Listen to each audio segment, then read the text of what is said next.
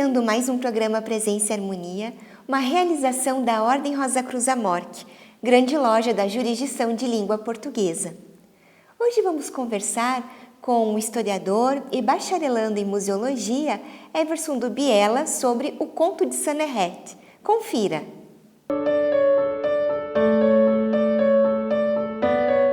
Everson, obrigada por aceitar o nosso convite mais uma vez. Bem-vindo ao programa Presença e Harmonia. Eu que agradeço. Muito obrigado pela abertura do espaço, para a gente poder divulgar tanto a egiptologia quanto também o Museu Egípcio.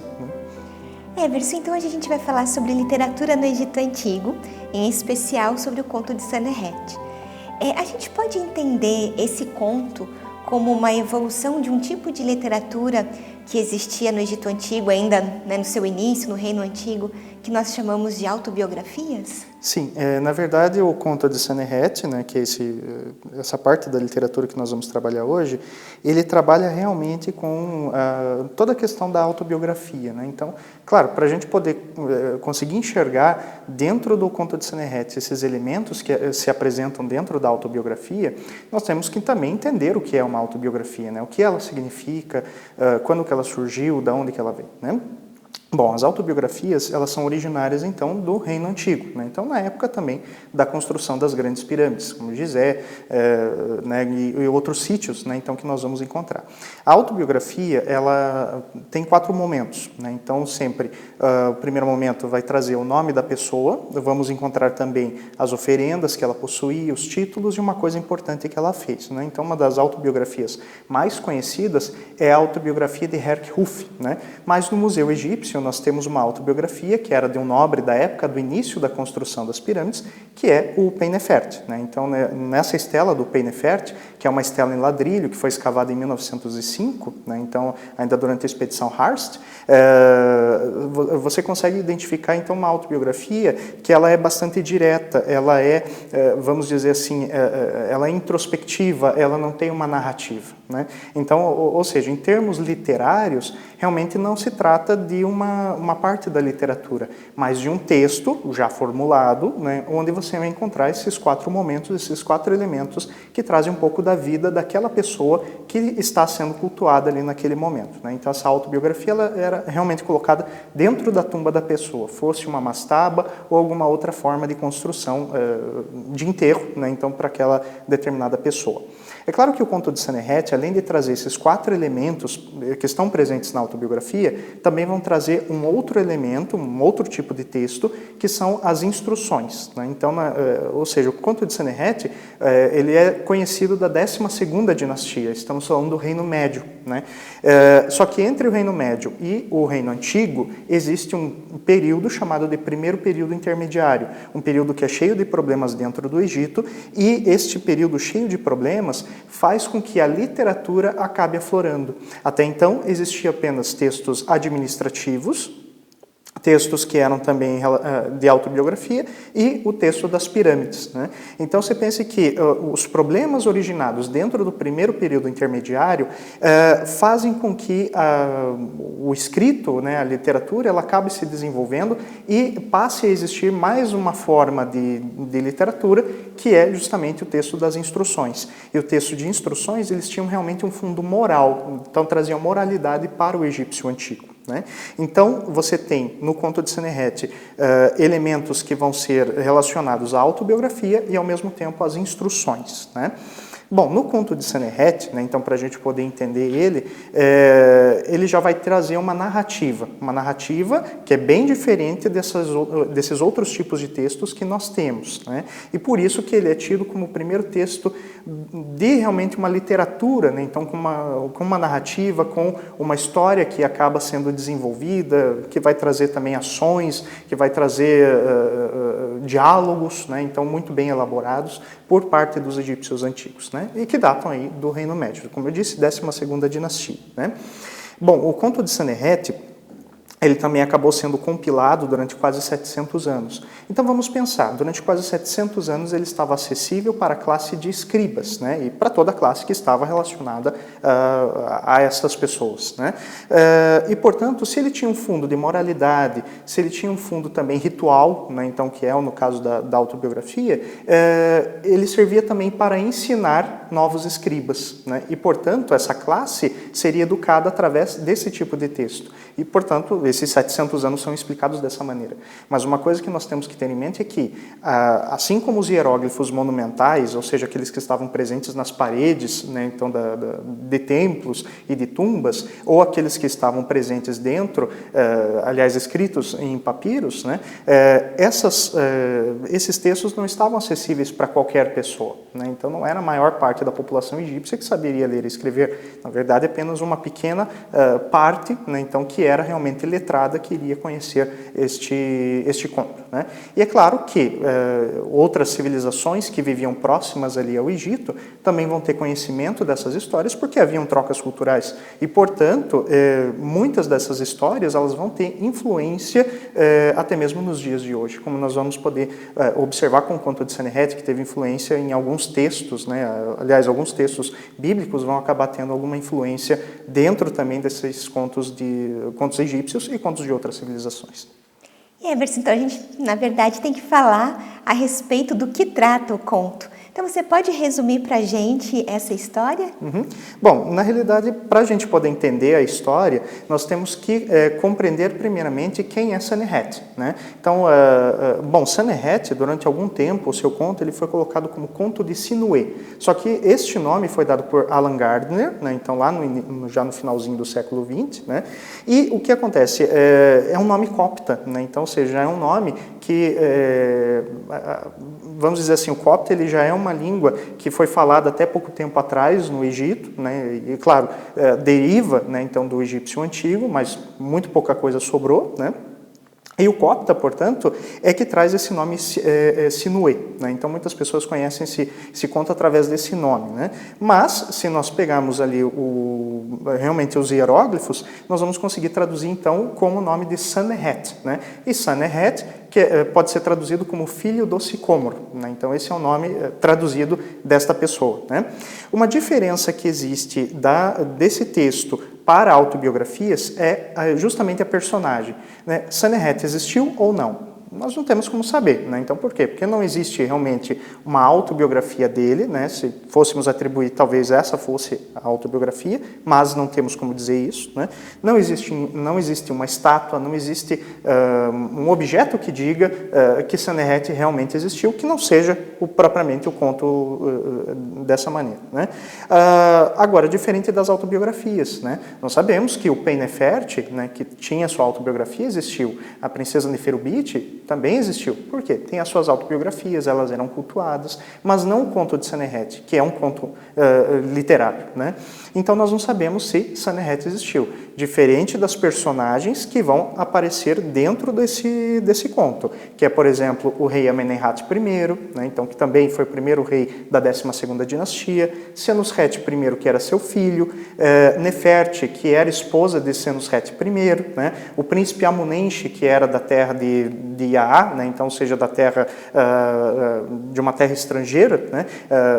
Ou seja, de Retenu, sabe? Então existem essas pessoas, né? São personagens históricas e por isso se debate tanto se Senherret realmente teria existido ou não, né? Mas como não há nenhuma informação adicional ao texto, então se coloca que Senherret seja uma personagem puramente literária, que não tivesse existido. É claro que, além de todos esses elementos, nós temos que procurar entender também que o egípcio ele tinha uma tradição oral muito forte, né? Então, essa tradição oral é que vai originar, por exemplo, os textos das pirâmides, vai originar, talvez, os hinos, vai originar vários elementos realmente escritos, né? Então, a tradição oral pode ser que a história de Senherret tenha sido originada na tradição oral e depois tenha sido adaptada para ser colocada numa forma escrita, né? Bom, então no conto de Senherret se começa primeiro apresentando a personagem, né? Então ele fala o seguinte, né? Fala dos cargos que Senherret possuía, tal como numa biografia, né? Autobiografia. Vai apresentar também a quem ele servia, né? No caso ele era um Shemessu que protegia a princesa Nefert, né? Então, como eu disse, Nefert é a esposa de Senusret I, né? E Shemessu é, na verdade, o cargo de podemos dizer assim, de um guerreiro de elite, né? Então, nós podemos entender ele como um guarda-costas da princesa, né? Em seguida, ele fala o que ele estava fazendo, em primeiro lugar, né? Ele diz que ele estava numa missão ali na região da Líbia, portanto, a oeste do delta do Nilo, e ele estava numa batalha contra um povo chamado Tigemeru, né? E, basicamente, numa missão. E quem estava liderando essa expedição era o príncipe Senusret, né, que viria a ser o rei Senusret I. Né? Quando chega de noite, né, e de repente também duas expedições, duas embaixadas, né? Então, essas embaixadas, não se sabe exatamente se Senherret estaria pertencendo a uma delas, ou, né, nesse caso, se ele estaria realmente participando daquela batalha que estaria acontecendo, né? O que acontece é que ele acaba estando ali, e ele acaba se pegando, escutando a conversa entre Senusret e os demais príncipes. Né? Então, ou seja, chega uma notícia terrível que ele mesmo diz que ele ergue os braços para cima, que as pernas tremem, ele fica com muito medo, né? E a partir disso ele empreende uma fuga. E bom, que notícia é essa que chegou, que fez ele agir dessa maneira, né? Então, que fez ele fugir? Justamente o assassinato do faraó Amenemhat I. Né? Nós sabemos que Amenemhat I ele acabou sendo atacado por conta do relato que existe nas instruções de Amenemhat, e aí a gente vê uma ligação forte entre o conto de Senherret e esse outro texto, essas instruções, né? E que diz que o Amenemhat, ele enquanto estava já no período noturno, que ele estava já entrando no sono, né? Então ele já estava indo dormir, que ele acaba sendo atacado, né? Então enquanto ele está dormindo. Ele mesmo relata que ele tenta resistir a esse ataque, né? Mas que possivelmente ele não conseguiu, né? Então essa notícia do assassinato do rei acaba chegando até os ouvidos de Senusret e o próprio Senherret, que é o personagem principal, fica com medo, porque ele mesmo, por ser um Shemessu, por ser uma personagem da guarda real, né? É essa guarda real que ataca o rei, né? Ele não sabe exatamente o que vai acontecer, né? Então, por isso que ele empreende essa viagem. Então, ele foge do Egito e as coisas, até então, estavam dando certas para o Senherret, né? Só que a partir do momento que ele sai da borda do Egito, as coisas começam a dar errado. Então ele começa a sentir fome, ele começa a sentir sede. Quando ele fala que ele está sentindo sede, ele fala justamente a seguinte frase, que a garganta dele estava seca e esse deveria ser o gosto da morte, né? Então ali ele achou que a vida dele iria acabar. Foi quando ele escutou então um barulho de alguns animais, bezerros provavelmente, e esses bezerros despertam a atenção dele, né? E ele vê que é, na verdade, um pastor, né? Então, que está passando ali com os seus animais. E esse pastor, ele acaba reconhecendo o Senherret, né? E por quê? Porque ele é chefe de uma tribo, né? Então, uma tribo asiática que vivia ali naquela região. A partir disso, ele recebe água, ele recebe comida, recebe roupas, né? Ele é reconhecido, né? Então, por ser um Shemessu, né? Então ele deveria acompanhar realmente a princesa ou o príncipe, né? Então, diversas missões, e por isso ele devia ser realmente bastante conhecido, né? Bom, a partir disso, ele começa a empreender a sua segunda parte da viagem, que vai terminar em Bíbulos, né? Então, que é uma cidade realmente que os egípcios fazem muita referência, tanto nas mitologias como em outras histórias também, né? E, bom, nessa cidade, ele conhece o príncipe Amunenche, né? E o príncipe Amunenche pergunta o que aconteceu, por que ele fugiu, né? Quer dizer, um homem de uma posição tão alta, tão próxima do príncipe, tão próxima do rei, por que ele foge do Egito? O que aconteceu nas duas terras? O que aconteceu na residência, né? Como ele fala, a residência é uma referência ao palácio real, né? E o Sanehat conta para Amunenche que aconteceu uma coisa terrível, que o Amenemhat I, o faraó então, havia sido atacado e assassinado, né? E ele ficou com tanto medo que ele não quis voltar para o Egito, né? Não quis voltar para a residência. Mas Amunenche, né, ele de alguma forma se apieda do Sanehat, e é claro, aproveitando a condição de que Sanehat é um guerreiro, ele poderia aproveitar também a proteção que aquele homem poderia dar, né? Então, o Amunenche ele prefere colocar o Sanehat a seu serviço e dentro de sua própria família. Então, ele dá terras para ele, uma terra chamada Iaá, né? Dá também muitas riquezas e oferece a própria filha em casamento para o Sanehat. Então, o Sanehat, nesse momento, ele constitui uma família, ele ganha uma casa, ele ganha terras, ele ganha serviçais, a própria tribo, né? Então, ele é acolhido realmente como se fosse parte daquela tribo.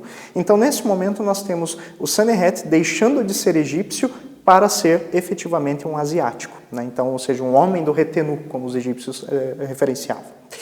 Bom, nesse momento, né, nós vamos encontrar que o Sanehat, ele vai, vamos dizer assim, ele vai fazer uma descrição da terra que ele está ocupando, a terra de Iaá, né?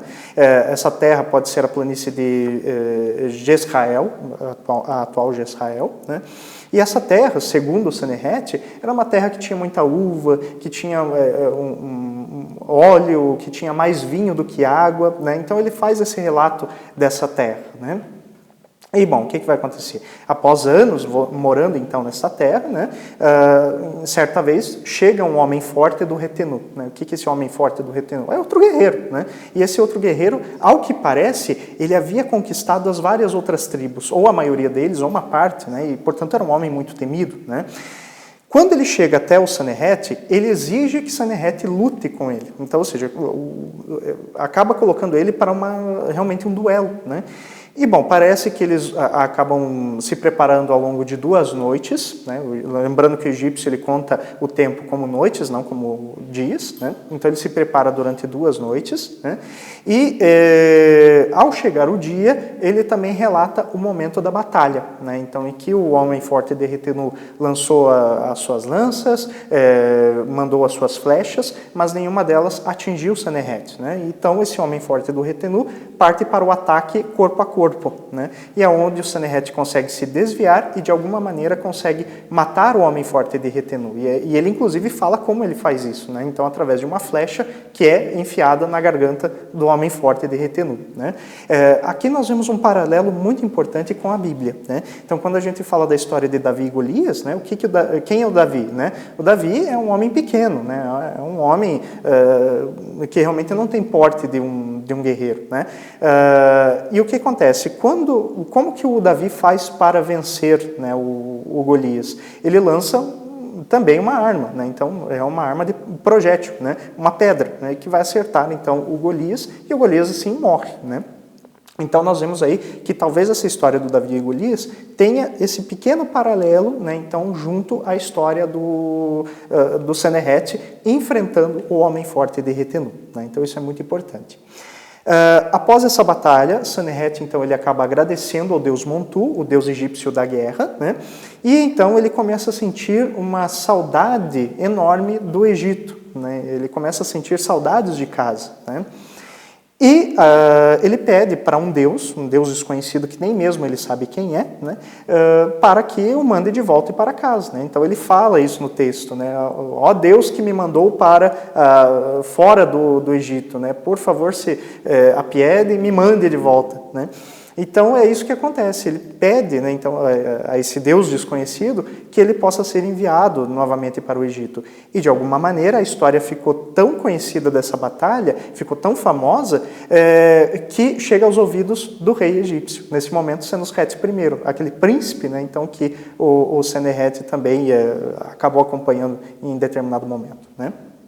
Bom, o Senusret, portanto, manda uma carta para o protagonista, né, perguntando por que você fugiu do Egito sendo que você não fez nada. E realmente, Sanehat não tinha feito nada, né, não tinha nenhum problema em relação a ele, né. E o Sanehat responde para o rei, né, eu fiquei com tanto medo que eu não sabia o que iria acontecer. Então, eu fui movido por ação de um Deus que me mandou para fora do Egito, né. Então, depois de uma certa troca de cartas entre os dois, Sanehet ele recebe a ordem do rei egípcio: volte para casa, pensa no teu enterro, né? E para o egípcio antigo, o enterro era muito importante, né? E o Sanehet, então, obedece, volta para o Egito, né? Antes de voltar, é claro, ele distribui as suas terras, ele distribui seus pertences entre os filhos, coloca o filho mais velho no comando da terra de Iá, e então volta para o Egito. Aqui nós temos um outro momento, então, dessa história, que é justamente o momento em que Sanehet deixa de ser asiático e volta a ser egípcio, né? Só que, claro, quando ele chega no Egito, né, ele está, como que ele está vestido, como ele aparenta? Ele aparenta como se fosse realmente um asiático, né? Então ele está barbudo, ele está cheio de areia no rosto, ele está com roupas coloridas, como era típico dos asiáticos dessa época se vestirem, né? Então ele está caracterizado dessa maneira. Tanto que quando ele chega no palácio, em It-Tawi, né, que é a moderna El-Lisht, né, duvidam que ele seja realmente Sanehet, duvidam que ele fosse aquele Shemesu que tantos anos atrás tinha servido a princesa Nefert, né, então, que era esposa do atual rei, né. E ao duvidar, né, o Sanehet ele acaba tendo a própria defesa do rei nesse momento. O rei fala, é ele mesmo, ele confirma isso, né? E, portanto, nós temos o reconhecimento, né, então, por parte do rei em relação ao Sanehet. Então, o Sanehet recebe uma casa, né, ele recebe também uma tumba para ele poder se preparar para outro mundo, visto que, portanto, ele já deveria estar velho nessa época, né? E ele é levado, então, para essa casa para que ele pudesse tomar banho, trocar as roupas e ser barbeado. Quando ele volta na presença, então, do rei, né, ele já é um verdadeiro egípcio, né? Então, nós temos aí esse momento de renascimento de Sanehet como se fosse realmente esse egípcio, né? Bom, e é claro, o rei volta a perguntar para ele o que aconteceu, né, porque ele tinha realmente saído do Egito, e o Sanehet ele toma certo cuidado com suas palavras, né, porque ele tinha uma temerosidade em relação ao Deus, ele não queria despertar a fúria do Deus, né, mas ele não precisava ter esse medo, né. Mas o que essa história ela procura ensinar também para o egípcio, esse ponto da história especificamente, a parte da sabedoria real, né, então, ou seja, essa sabedoria de que o rei pode perdoar, que ele é piedoso, né? Então, isso que é muito interessante da gente perceber. Então, o que vai acontecer? O Sanehet, ele fica na presença do rei e da rainha, né? Ele é aceito novamente dentro da sociedade egípcia e volta para casa, onde ele acaba realmente morrendo, né? Então, se a gente for resumir essa história, né? Então, dá para resumir dessa maneira. Então, ou seja, o primeiro momento que ele é um egípcio, um Shemesu, uma pessoa da guarda real de alta confiança, né? O momento que ele foge e tem a sua primeira morte como egípcio para se transformar num asiático, depois a morte como asiático para se voltar ao Egito. E aquele princípio de renascimento que é muito importante para os egípcios antigos também, aquela renovação, aquele renascimento. Bom, tem uma parte da história que, na verdade, a história começa com o assassinato de um faraó. A gente tem outros relatos ou outros momentos da história egípcia onde isso acontece, né? Uhum. E como que os egípcios analisavam esse fato do assassinato de um faraó? Uhum. Bom, muito bem. Se a gente pegar o assassinato do faraó Amenemhat I, né, nós vamos ver que esse assassinato, ele praticamente despertou um medo enorme, né, então, na figura de Sanehet, né? Por quê? Quando nós pegamos a figura do rei, né, o rei egípcio, ele é quem na terra? Ele não é uma pessoa, ele é um deus, né? E, portanto, você assassinar um deus é uma coisa inconcebível para o egípcio antigo, né? Só que, claro, esse assassinato ele foi gerado aonde, né? Como que esse rei ele acaba sendo assassinado? Da onde que vem esse plano? Esse plano ele vem de um círculo muito interno, ele vem de um círculo que está muito próximo do rei, né? Quer dizer, foram filhos do rei ou esposas menores que praticamente quiseram, né, então fazer com que o rei acabasse morrendo. Muito provavelmente fosse alguma filha do antigo faraó, Montuhotep IV. Né? Montuhotep IV, ele acaba sendo assassinado, né? aliás, perdão, ele acaba desaparecendo, né? E não se sabe como. E sabe-se que Amenemhat era vizir de Montuhotep IV, ou seja, não tinha sangue real, como poderia estar governando, né? Então, para poder legitimar o seu poder, né, o Amenemhat ele deve ter se casado com uma das filhas do Montuhotep IV, e aonde houve então finalmente uma conspiração no harém para fazer com que o Amenemhat acabasse morrendo. E a ideia, com certeza, deveria ser tirar o Senusret, né? Então, o desespero de Senusret, no momento que se fala o falcão voou para a residência, né? Ou seja, justamente para proteger, né? Talvez tentar proteger o próprio rei, né? Dar uma assistência para ele, ou então para proteger a própria coroa que estava nesse momento ameaçada, né? Então, dentro desse elemento político, era assim que talvez a família real interpretasse, né, se existisse alguma conspiração. Agora, com relação à população mais, que apesar de frequentar esse círculo, não fazia parte da família real, tal como o Senherret, isso soasse como um verdadeiro caos, né, então, dentro do Egito. O Senherret ele tem um caos interno, né, então ele tem uma dúvida sobre aquele mundo que estava existindo. Quer dizer, o rei, que é o mantenedor de Maat, aquele princípio de ordem, justiça e verdade, acaba sendo assassinado, né? Quem que vai manter isso tudo agora? Não vai, o mundo vai ser destruído, né? Então ele fica com esse medo e é onde ele acaba fugindo, né? Ele fica consternado realmente, né?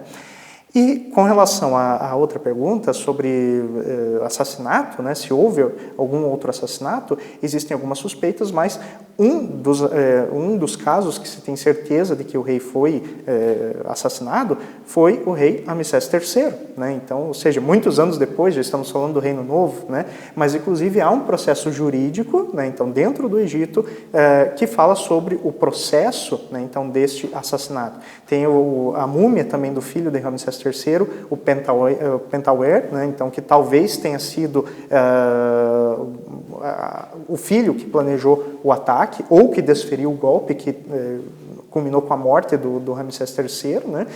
E inclusive a mumificação do Pentauer é uma mumificação bem diferente, né? Então é uma mumificação que foi feita através de lã de carneiro, ao invés do tradicional linho. Inclusive a múmia dele é conhecida como uma múmia que grita, né? Por conta da posição em que ele realmente está, né? Então não se sabe se ele morreu porque foi enterrado daquele jeito, ou se ele realmente acabou sendo enforcado, ou se foi realmente sua garganta foi apertada até a morte, né? Então, que ele foi executado, isso realmente você tem certeza. Não se tem certeza do jeito como acabou acontecendo, né? Vamos encontrar, então, todo um processo que demonstra que, além do Pentauer, existiam outras pessoas que estavam envolvidas. Então, uma rainha, que era mãe do próprio Pentauer, e algumas pessoas que estavam muito próximas do círculo de Ramsés III também, né? Só que, claro, a múmia de Ramsés III, ela já apresenta o elemento do assassinato, que é um corte na garganta dele, né? Que, inclusive, o Dr. Zahir Hawass acabou estudando, né? Então, no projeto de múmias, né? Então, que ele acabou fazendo, né? Ele acaba estudando e identificou que, na abertura, né, existia um pequeno olho de Horus, né? Então, para poder proteger aquele ferimento, para que o rei não sofresse lá no outro mundo, né? Muito possivelmente tenha sido isso. E rapidamente, se você fosse resumir, qual que é a importância do conto de Senherret para que a gente possa conhecer a cultura do Egito Antigo? Bom, na verdade, assim, nós temos a ideia dos egípcios que é em relação, por exemplo, ao mundo do leste e o mundo do oeste, né? Então, no mundo do leste, é o mundo dos vivos, né? Quer dizer, quando o egípcio pensava no enterro, quando o egípcio pensava realmente em ir para o outro mundo, ele estava pensando em ir para o oeste, né? Ou seja, no oeste o sol se põe, no oeste os deuses estão morando lá, né? E, portanto, as pessoas que morrem têm que ir para o oeste também, né? Então, o oeste é um local muito importante, né? Só que nós vemos que na história do Senherret, ele faz o caminho inverso. Ao invés dele ir para o oeste, na fuga, ele vai para onde? Ele vai para o leste, né? Então, ou seja, ele sai do Egito e vai para a região ali onde é o atual Líbano, né? Então, essa ideia dele fugir vai ao contrário dessa perspectiva egípcia de continuidade da vida, né? Quer dizer, o sol nasce no leste para se pôr no oeste. Então, esse é o caminho certo. mas o Senneret ele faz ao contrário, ele vai para o leste, né? Portanto, nesse momento, nós temos uma inversão, né, então, relacionada a este valor para o egípcio antigo, né? E é por isso que ele morre como egípcio, né? E vai, né, acaba indo para o Líbano, que é esse mundo imperfeito também, porque outros povos, para os egípcios antigos, eram cópias, né, então, deles próprios, né? Então, o que vai acontecer? Essa questão dele ir para o leste só demonstra que ele fugiu da terra perfeita, né? Mas que ele não seguiu o curso que o egípcio deveria seguir, que era ir para o oeste, né? Então, nós temos essa ideia relacionada à própria filosofia de vida, né? Podemos dizer assim, que os egípcios antigos tinham. Tá ótimo, Everson. Agradeço muito sua participação conosco hoje. Muito obrigada. De nada, eu que agradeço. Muito obrigado. De nada. Aproveito para lembrar do nosso e-mail presenceharmonia@morte.org.br. É muito importante para nós essa via de comunicação que nós temos com você que nos assiste. Agradecemos a participação conosco hoje e até o nosso próximo encontro. Paz profunda.